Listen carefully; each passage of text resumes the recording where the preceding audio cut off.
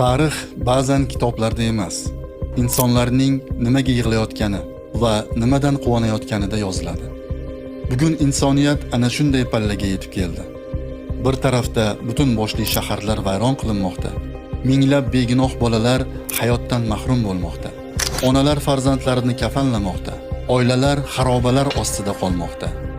Boshqa tarafda esa stadionlar to'lmoqda, millionlab ekranlar yoqilmoqda, milliardlab dollarlar aylanmoqda va butun boshli jamiyatlar to'p ortidan yugurayotganning natijasi haqida bahs qilmoqda.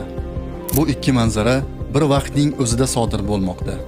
Savol esa shunday: bu qanday zamon bo'ldiki, bir tarafda ummatning jarohati qonayotgan bo'lsa-yu, boshqa tarafda uning diqqat e'tibori arzon garov o'yinlarni targ'ibot turiga band qilinayotgan bo'lsa. Masala futbolda emas, balki bugungi navqiron yoshlar ongi shu oniy o'yin shoulari bilan mashg'ul qilinayotganida. Insonning dam olishi, sport bilan shug'ullanishi yoki musobaqalarni kuzatish tabiiy va maqbul hol, magar u qachonki mustamlakachi kufrning avlodlarini ongsizlantirish, qul qilish siyosati quroliga aylanmasa. Shuningdek, muammo sportda ham emas, bil'aks nima ustuvor qilinayotganida. Ummatning eng og'riqli masalalari jamoaviy ong markazidan chetga surilmoqda. Tomosha esa markazga chiqmoqda. Bir ummatning haqiqiy holatini uning nimaga vaqt sarflayotgani bilan o'lchansa, bu ayni to'g'ri baho. Agar bir xalq soatlab o'yin natijalarini muhokama qilib, o'z taqdiri haqida bir necha daqiqa ham fikr yuritmasa, bu shunchaki qiziqish emas. Bu oyning zaharlanishi, yo'nalishi haqidagi masaladir.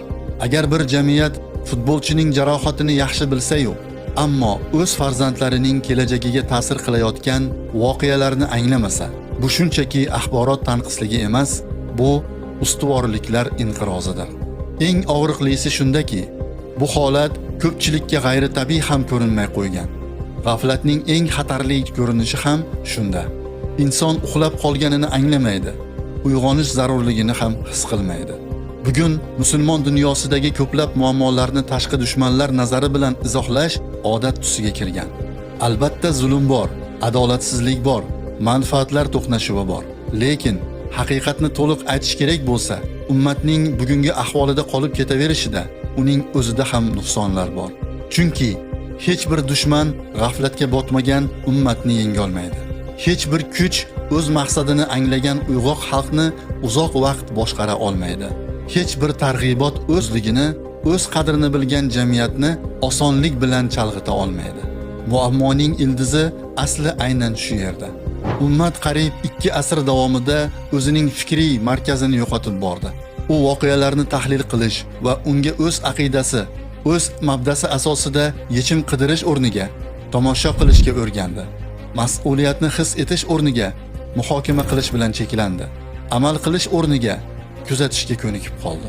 Natijada faol ishtirokchi bo'lishi kerak bo'lgan ummat asta-sekin tomoshabinga aylandi. Tomoshabin esa hech qachon voqealar yo'nalishini belgilamaydi. U faqat boshqalar yozgan ssenariyni kuzatadi xolos. Bugun dunyoda milliardlab dollar odamlarning e'tibori uchun sarflanmoqda.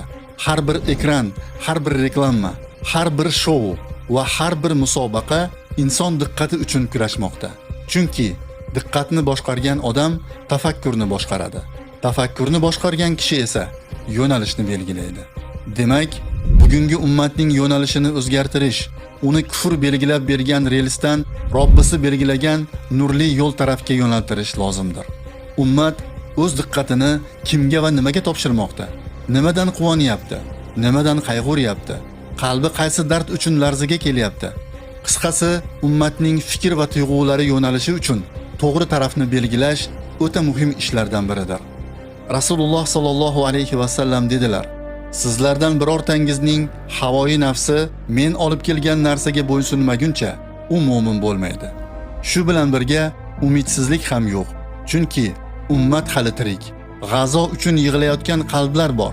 O'zbekiston qamoqxonalarida chorak asrdan beri hanuz o'z iymoni, fikr va g'oyasida sobit turib, sabr bilan kelayotgan mazlumlar bor. Ular haqida gapirayotgan tillar bor. Adolatni talab qilayotgan, haqiqatni unutmaslikka harakat qilayotgan kishilar bor. har bir davrda g'aflatni qabul qilmaydigan, zulmga, nohaqlikka sukut saqlamaydigan insonlar chiqqan. Ular xalqlarni uyg'otgan, ular jamiyatga ko'zgu tutgan, ular odamlarga nimani unutayotganini eslatgan. Bugun ham shunday fidoyi jonkuyar kishilarga, shunday uyg'onishga ehtiyoj bor. Ummatning najot yo'li yana bir chempionatda emas, yana bir tomoshada ham emas. Najot yo'li uning ongi uyg'onishida, haqiqiy fikriy ustuvorliklarni qayta tiklashdadir.